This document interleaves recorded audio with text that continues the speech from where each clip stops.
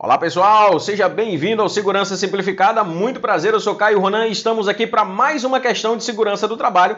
A questão de hoje é a questão da NR10, a questão número 2, lá do nosso e-book com 350 questões de segurança do trabalho. Lá tem questões de todas as NRs vigentes, lembrando que são 10 questões de cada NR vigente, portanto 350 questões de SST para você que é profissional da área de segurança do trabalho, da área de saúde ocupacional e para você que também está estudando ainda para se tornar um profissional e quer fazer concursos públicos. Então, vamos nessa, sem mais delongas, questão número 10.2, ou seja, a questão 2 da NR10.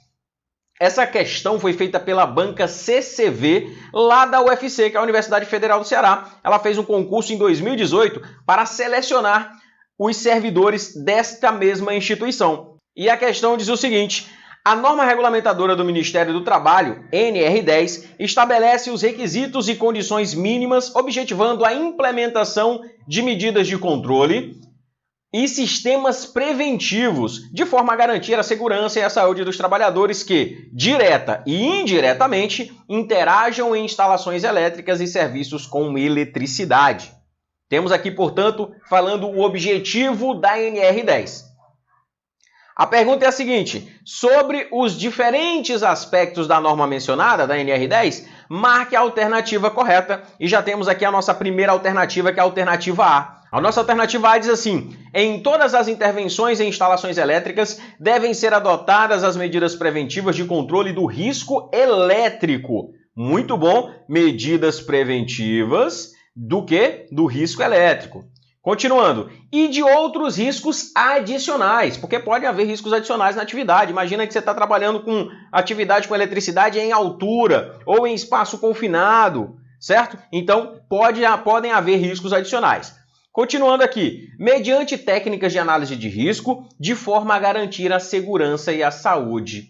Olha que coisa legal. Temos aqui uma alternativa corretíssima, temos aqui uma alternativa perfeita. Portanto, já encontramos aqui o nosso gabarito, que é a letra A de avião. Agora vamos dar uma analisada nas outras alternativas e descobrir por que elas estão erradas. A alternativa B diz o seguinte: as vestimentas de trabalho devem ser adequadas às atividades, devendo contemplar a impermeabilidade, inflamabilidade e influências térmicas. Vestimenta de trabalho para o pessoal que é eletricitário, o pessoal que trabalha com energia elétrica, deve ter impermeabilidade, inflamabilidade, influências térmicas. Vocês analisaram para que me serve? Imagine qual é a utilidade de você ter uma roupa impermeável para trabalhar com eletricidade. Impermeável, ela não vai passar água, umidade. Então não tem nenhuma serventia. Logo, nós temos o item errado, tá?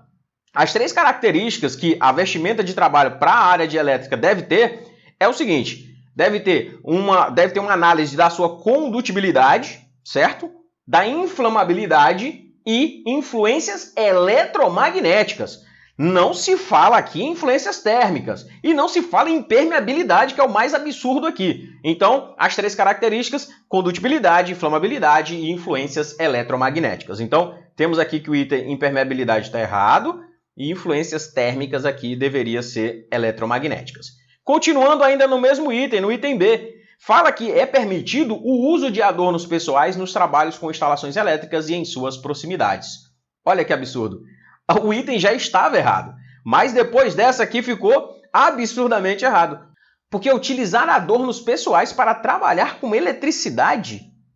Não. Imagina um anel, uma aliança, uma pulseira, um cordão, que são metais, e você vai trabalhar com energia elétrica. E detalhe, esses metais nobres conduzem eletricidade com muito mais facilidade que os outros metais comuns. Então, está errado. No lugar aqui de permitido, é proibido. Não pode o uso de adornos pessoais em trabalhos com instalações elétricas e em suas proximidades. Certo? Então, a nossa letra B está errada. Vamos agora para a alternativa C. A C diz assim, ó: em todos os serviços executados em instalações elétricas, devem ser previstas e adotadas prioritariamente as medidas de proteção individual aplicáveis, mediante procedimentos, as atividades a serem desenvolvidas de forma a garantir a segurança e a saúde de cada trabalhador. Observa aqui, está falando que prioritariamente, ou seja, inicialmente, nós vamos fazer o quê? Nós vamos colocar medidas de proteção individual? Não, de forma alguma. Vamos entender que as medidas de proteção individual, os equipamentos de proteção individual, que são os EPIs, eles são medidas precárias e devem ser a nossa última medida de proteção.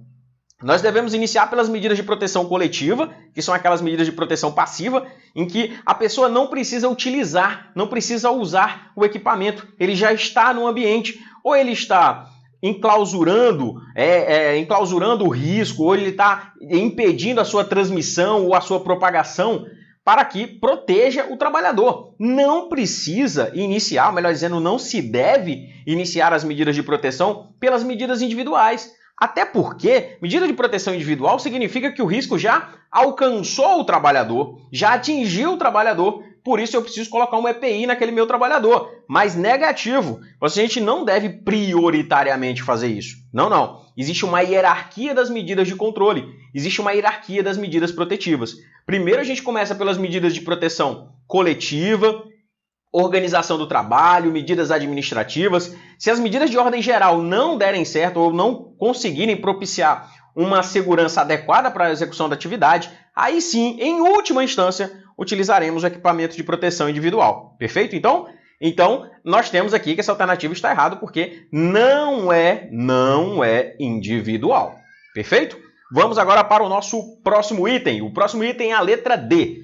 A letra D fala assim, ó: os locais de serviços elétricos, compartimentos e invólucros de equipamentos e instalações elétricas são exclusivos para esta finalidade, sendo, entretanto, permitido utilizá-los para armazenamento ou guarda de quaisquer objetos quando não se dispõe de espaço suficiente no canteiro de obras.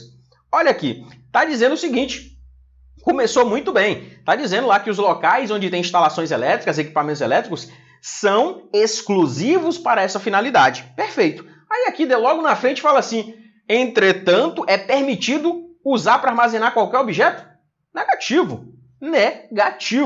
Então quer dizer que lá na sua gaveta, no seu armário não tem mais espaço, você vai abrir um gabinete, um compartimento, onde tem equipamentos elétricos para poder armazenar esses objetos que não cabem lá no armário, lá na gaveta? Não.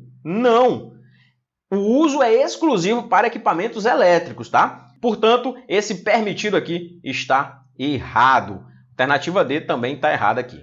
Alternativa E fala assim, as operações elementares, vamos até grifar esse termo aqui, ó. Operações elementares como ligar e desligar circuitos elétricos realizadas em baixa tensão, com materiais e equipamentos elétricos em perfeito estado de conservação, adequados para a operação, não podem ser realizadas por qualquer pessoa, porém exigem habilitação, qualificação e capacitação. Observe que absurdo, são operações elementares. Logo, qualquer pessoa inadvertida, pode muito bem executar esse tipo de operação. Operações elementares, só para que você tenha uma ideia, aí na sua casa que você faz.